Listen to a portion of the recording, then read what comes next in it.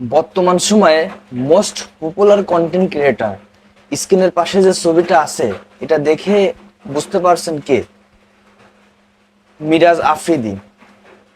এই একটা পোস্ট তার ফেসবুক পেজ থেকে পোস্ট করার পরে নেটিজেনরা অনেক পরিমাণ ভাইরাল হয়েছে এই পোস্টটা। যে কি এই পোস্টটা, যার নিজের হাত নাই, যে চলতে পারে না, সে কিভাবে মানুষের সাহায্য পাশে যাচ্ছে। হ্যাঁ, মনে করেন আপনি কন্টেন্ট ক্রিয়েটর, টাকা কালেকশন করে আপনি যদি আসন্না ফাউন্ডেশন, যে ফাউন্ডেশন মাধ্যমে যদি দিতেন, তাহলে মনে হয় এই প্রশ্নটা আসতো না। কিন্তু আপনারা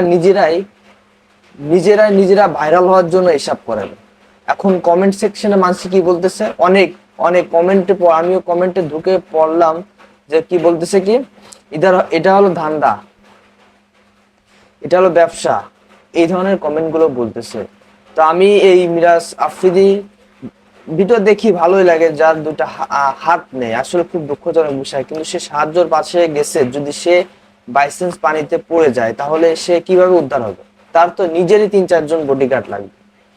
তো আসলে এই ভাইরাল হওয়ার জন্য এরা এইসব ভিডিওই করে, ঠিক আছে? এই যে